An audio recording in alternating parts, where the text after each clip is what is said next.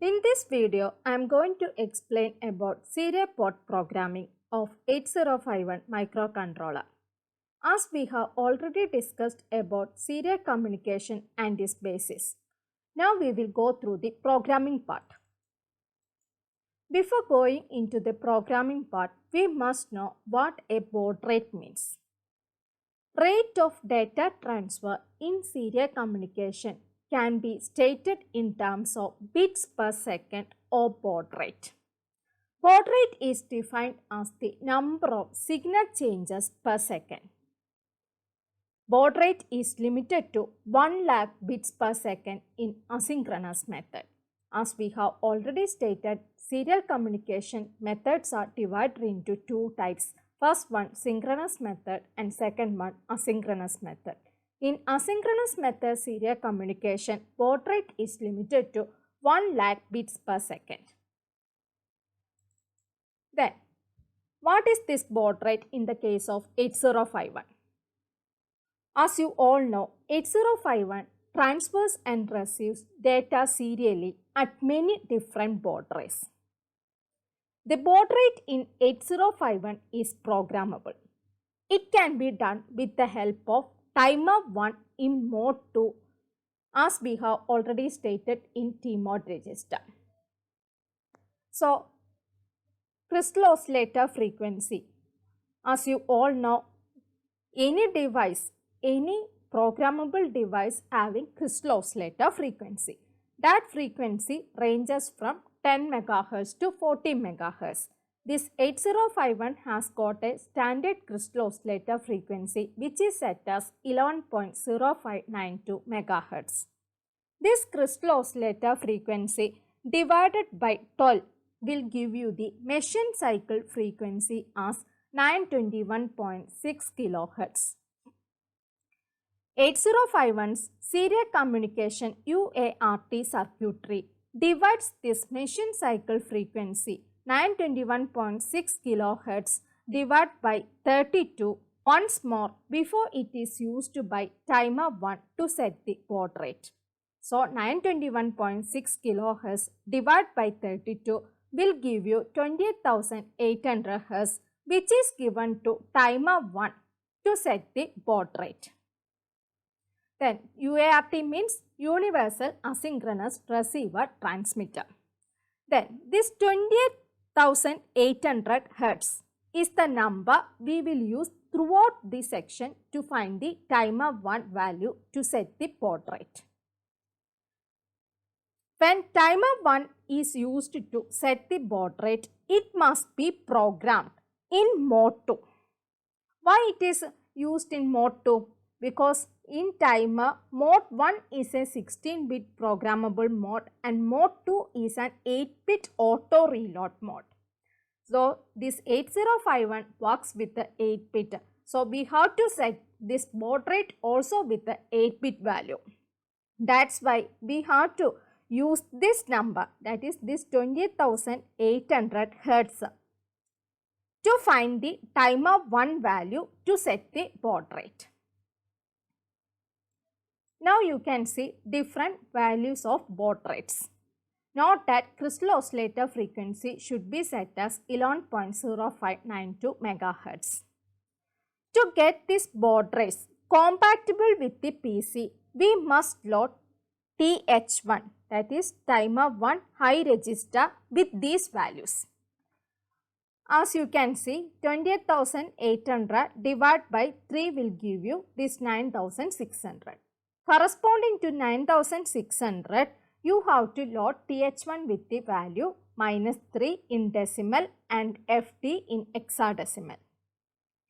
Then 4,800 means 28,800 divided by 6 will give you 4,800 or 9,600 divided by 2 will give you 4,800 baud rate. Corresponding to this baud rate, you have to give value -6 in TH1 register and in decimal and FA value in hexadecimal. Then this divided by 2 will give you 2,400 or 28,800 divided by 12 will give you 2,400. Then this divided by 2 will give you 1200 or 28,800 divided by 24 will give you 1200.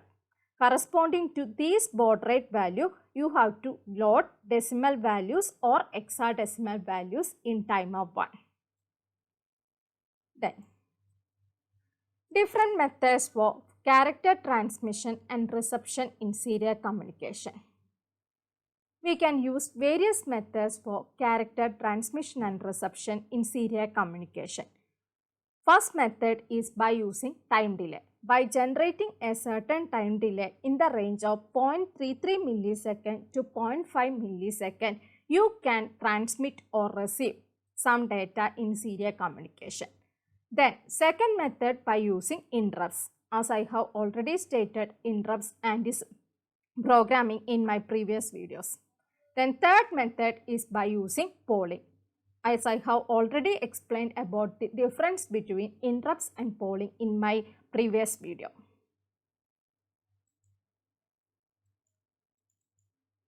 Then next one, programming 8051 to transfer data serially. Now we are going to explain how to program this 8051 to transfer data serially. First, you have to load TMOD register. TMOD register is loaded with the value 20H. That is, by using the instruction move TMOD, #20H, you have to load TMOD register with the value 20H, indicating use of timer 1 in mode 2. Since mode rate is expressed in with the values of timer 1 in mode 2, you have to load this particular value only. So, by using the instruction move TMOD, #20H, you have to load the TMOD register. Then, TH1 is loaded with the one of the values in table to set the baud rate for serial data transfer. As you have already seen many values in the table, corresponding to which baud rate you have to load the TH1 value. By using the simple instruction move TH1, #-3 or move TH1, #-6 or corresponding to hexadecimal values also you can load TH1. Then you have to load SCON register. SCON register is loaded with the value 50H. Why this 50H? As I have already told you, in SCON register there are mode port specifiers. Mode port specifiers is given as SM0 and SM1. In SM0 and SM1, you have to set values corresponding to serial mode 1. Because serial mode 1 is the only mode which is working for serial communication. It only works with the 8-bit data plus 1 start bit and plus 1 stop bit. So, you have to load SCON register with this corresponding value 50H only. Then, next, after loading these values, you have to start the timer. You can start the timer by using the instruction setB TR1. Since timer 1 is used, you have to use this instruction. As this timer is started, it starts counting up. Then you have to monitor the transmit interrupt flag. Then what is the purpose of this transfer interrupt flag? Transmit interrupt flag means it is an important flag bit in SCON register. When this 8051 finishes the transfer of 8-bit character, this transmit interrupt flag, that is transmit interrupt flag TI flag value becomes 1, indicating that it is ready to transfer another byte. So, if this condition occurs, that means TI flag is set to 1, you have to clear this TI flag by using this simple instruction CLR TI. Then, after TI flag is cleared, that byte already transfer data has been done, that character byte to be transferred serially is written into SBF register by using the simple instruction move SBF, #data. Then this TI flag bit is monitored by JNB TI, XX to see if the character has been transferred completely. You have to monitor the TI flag by using this instruction JNB TI, XS. JNB means jump on non-bit transmit interrupt flag. If there is no bit, you can stay in here. If a bit occurs, you can jump to next location. So you have to monitor this flag bit continuously, because as transfer byte has been completed, this flag value becomes 1. When this flag value becomes 1, you have to jump to next instruction. Then to transfer the next character, you have to clear this in flag and you have to go back to step 5, or you have to continue this process again. See this with a simple example. Take data in ports 0, 1, one after the other and transfer this data serially continuously with a baud rate 4800. As I have already told you, corresponding to this 4800, your TH1 value is -6 in decimal and FA in hexadecimal. Steps are common. First, you have to load TMOD register with the #20H. You have to load TMOD register with the 20H, indicating that it is working in timer 1 mode 2. Since mode 2 is an 8-bit auto reload mode. Then you have to load TH1 with the corresponding to this baud rate value. Either you can load in decimal or you can load in hexadecimal. Here I have loaded it in decimal. So move TH1, #-6. Then next move SCON, #50H. Move SCON, #50H means SCON register is loaded with the value 50H.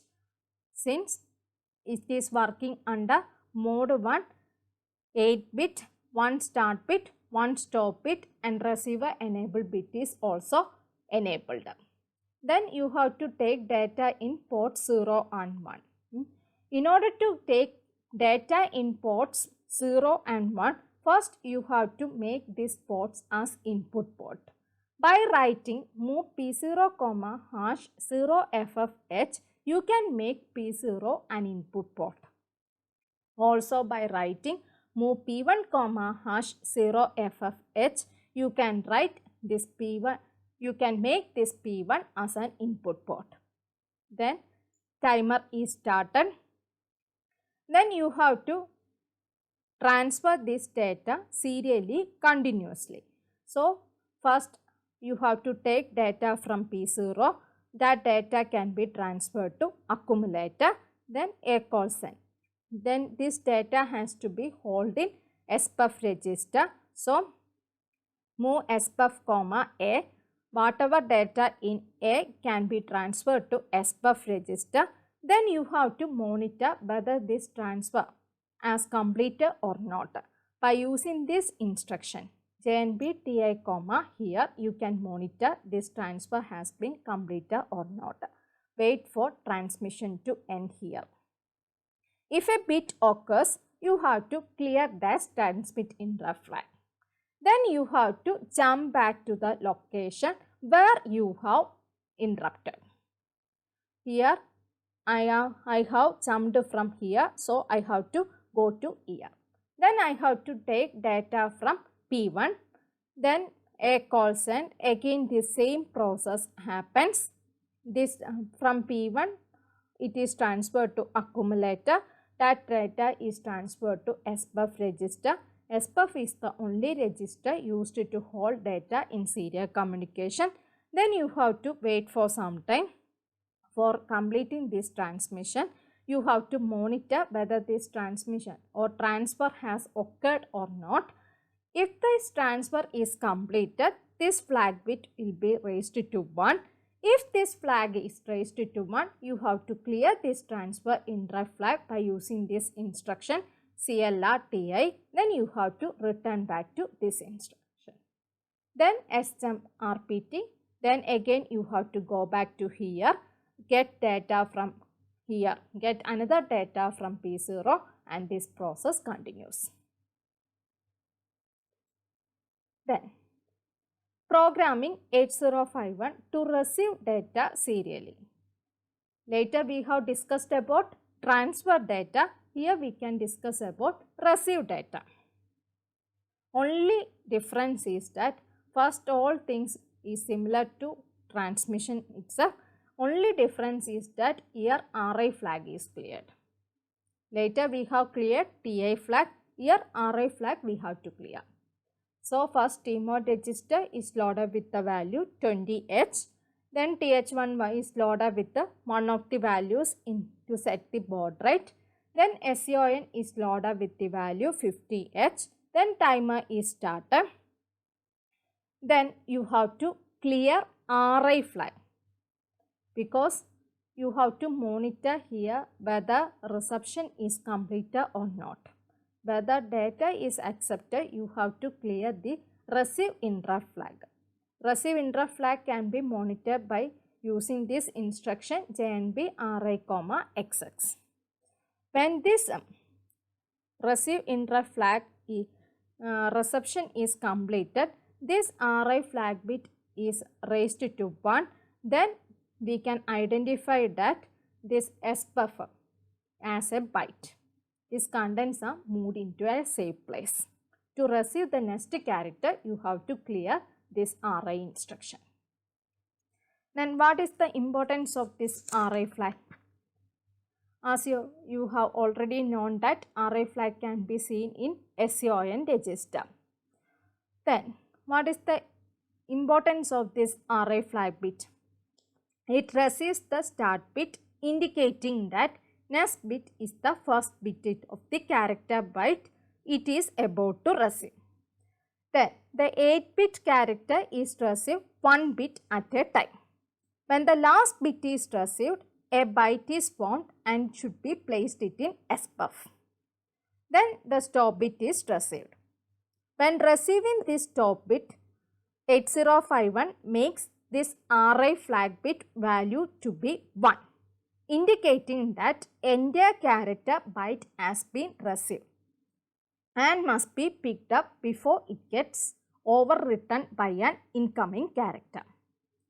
Then you can monitor this by using the instruction JNB RI, XX. Then this character has to be moved into SBUF register before it is lost. After the SBUF contents are copied into a safe place, the RI flag bit must be cleared by using the instruction CLR RI instruction in order to allow next received character byte to be placed in SBUF. Failure to do this may cause loss of the received character. This can be seen by means of an example. Write a program to receive the data which has been sent in serial form and send it out to port 0 in parallel port. Also save the data in RAM location 60H. All steps are similar to transfer byte. Here you can see move tmod, #20H. Tmod is equal to 20H, indicating timer 1 in mode 2 auto reload mode. Then corresponding to any value, any baud rate you can set. Here there is no specification of baud rate. From the table you can set any baud rate value. Move th1, #-3. Here I have taken -3. That is, here I have used 9600 as my baud rate value. So th1 is loaded with the -3. Then SCON is loaded with the 50H. Then you have to start the timer. Then you have to clear receive interrupt flag. Why I have used this instruction here? Because if there is any byte remaining, I have to clear it. That's why I have put this instruction here. Then I have to monitor whether last byte reception has occurred or not. If the reception has occurred, this byte value becomes 1. Then I have to place that value in SBUF register. Then SBUF register will be holding that value. That SBUF register value I have to move to a safe location. Here I have moved to accumulator. Then write a program to receive the data which has been sent in serial form and send it out to port 0. So I have to move this accumulator data to port 0. So by using this instruction move P0 comma A, I can move this data to P0. Then also save the data in RAM location 60H. So by using this instruction move 60H comma A, I can save the data in 60H. So first I have collected one data. That data reception has occurred or not, I have to check it by using this receive interrupt flag. Then whether this reception has occurred or not, whether the last character has been received, I have to check. I have to check it with this instruction JNB RA, RPT. If last character has been received and stop it also received, then it has to be moved to a safe location. So, in serial communication, SBUF is the only register used to hold data. So, after receiving character bytes, it will be safely moved to SBUF. So, SBUF will be carrying that data.